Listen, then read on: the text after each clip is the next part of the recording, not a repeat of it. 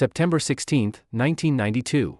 One man woke up that morning with a plan so audacious, so calculated, so borderline insane, that it would humiliate an entire government, shatter a national currency, and deposit $1 billion into his personal bank account. By midnight, it was done. No guns. No army. No inside connections. Just a phone, a spreadsheet, and the coldest nerve in the history of global finance. His name was George Soros. And the country he broke? Britain. This is the story of Black Wednesday.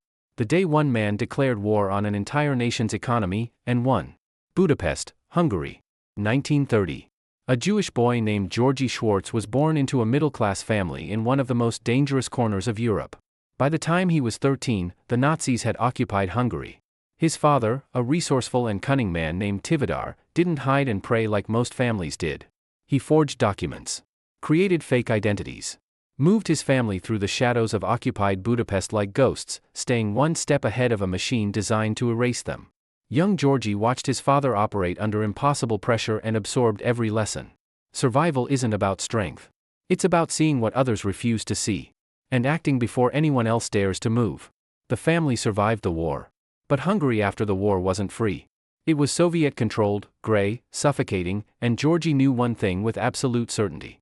This country had no future for him. At 17, he escaped. Alone. With almost nothing.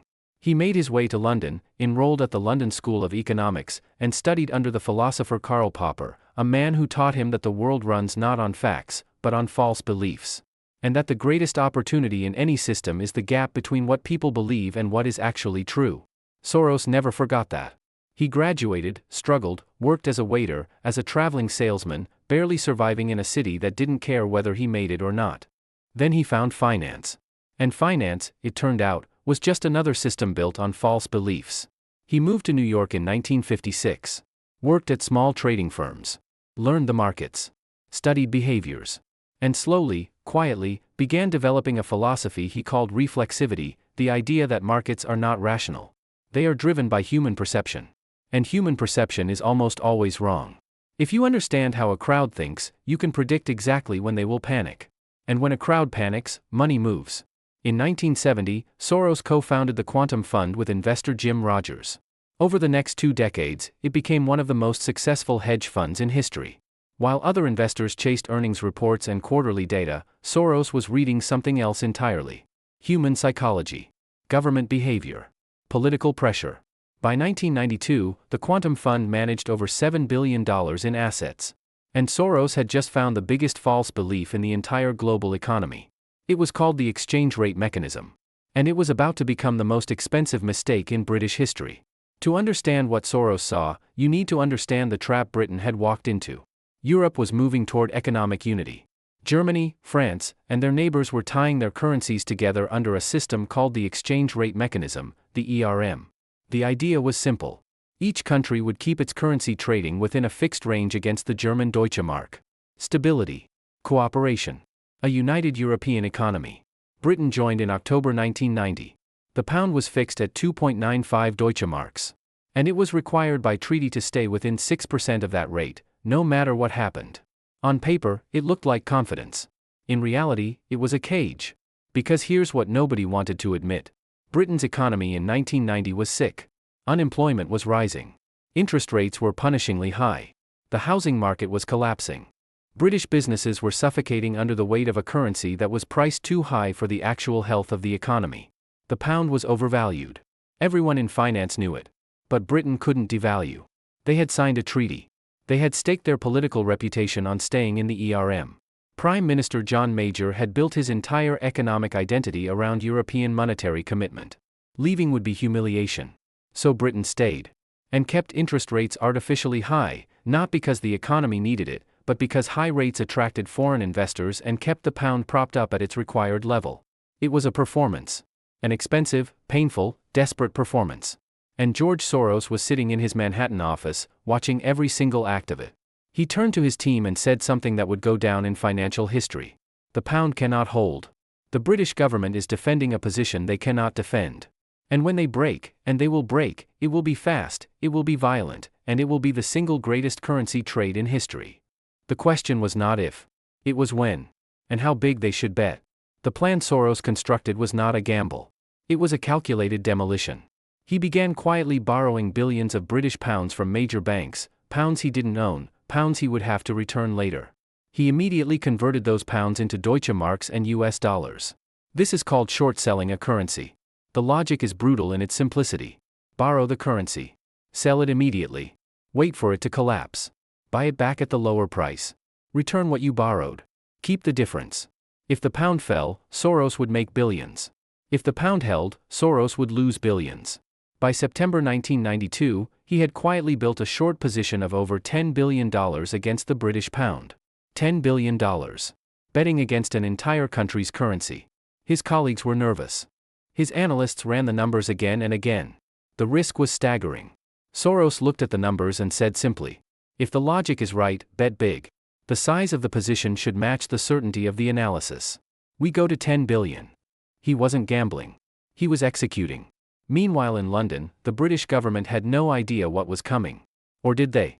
Treasury officials had begun noticing unusual selling pressure on the pound through August and into September.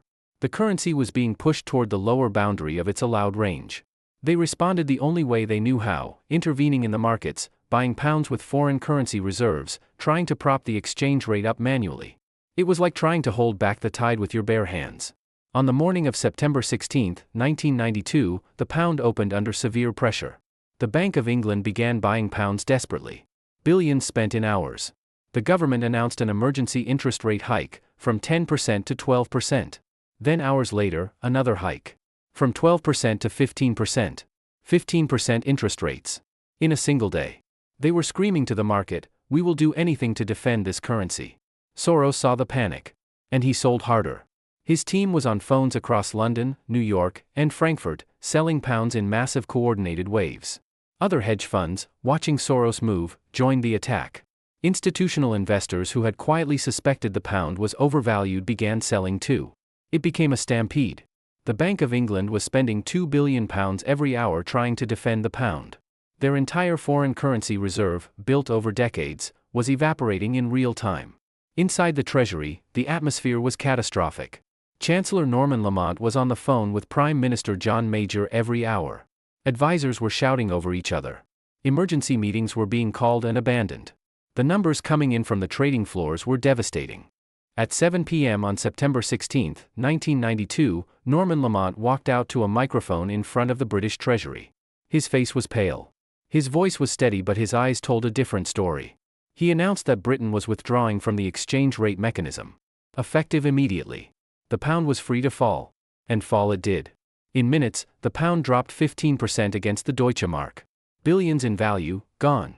Decades of political credibility, destroyed. The British government had spent an estimated £3.3 billion in a single day trying to defend a position that was mathematically indefensible. They lost anyway.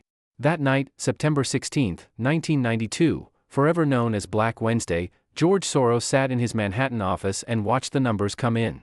His profit on the trade? $1 billion. In a single day. Some estimates put it closer to $1.5 billion when the full position was unwound over the following days. He had borrowed a currency, sold it, watched a government collapse trying to save it, and bought it back at the bottom. He didn't fire a single shot. He didn't break a single law. He simply looked at a system built on false beliefs, understood that false beliefs always eventually collapse under reality, and positioned himself to profit from that collapse. The British press called him the man who broke the Bank of England. He didn't correct them. The aftermath was staggering. For Britain, Black Wednesday was a national humiliation. The Conservative government never fully recovered. John Major's reputation was destroyed. The economic credibility Britain had spent years building inside Europe, gone overnight. But here is the twist that history rarely mentions. In the months following Black Wednesday, with the pound free to find its natural level, British exports became cheaper. Trade improved. Interest rates fell back to levels the economy could actually breathe under. The economy began a recovery that lasted through most of the 1990s. The humiliation, it turned out, was also the cure. Britain had been trapped in a cage of its own political making. And George Soros, in pursuit of his own billion-dollar profit, had accidentally kicked the door open. For Soros himself, Black Wednesday transformed him from a successful hedge fund manager into a global figure, celebrated, feared, and deeply controversial in equal measure. Some called him a genius. A man who understood markets at a level that governments simply could not match. Others called him a predator. A man who weaponized financial mechanics to profit from national suffering, from rising unemployment, collapsing savings, and ordinary British families caught in the crossfire of a currency war they never knew was being fought. Soros himself has always been unapologetic. "I was simply doing what markets do," he once said. "I identified a misalignment and I corrected it. If the government had not created an artificial position, there would have been nothing to correct." And perhaps that is the most uncomfortable truth of the entire story. George Soros didn't create the vulnerability. Britain's own politicians did, by joining a system they couldn't sustain, defending a position they couldn't hold, and refusing to acknowledge a reality that was visible to anyone willing to look clearly. Soros just looked clearly. Today, George Soros is 93 years old. He has given away over $32 billion through his Open Society foundations, funding education, democracy initiatives, and human rights organizations across more than 100 countries. He has become one of the most politically polarizing figures on the planet, loved by some, despised by others, conspiracy theories built around his name in dozens of languages. But strip away everything else. Strip away the politics, the philanthropy, the controversy. What remains is a boy from Budapest who survived a Nazi occupation by learning to see reality clearly when everyone around him was operating on fear and false belief. Who carried that lesson across an ocean? Who spent 40 years studying the gap between what markets believe and what is actually true? And who, on one Wednesday in September 1992, looked at the most powerful central bank in Europe and saw something the entire world had missed? A bluff. He called it. And walked away with $1 billion before dinner. The Bank of England is still there. So is George Soros. Make of that what you will.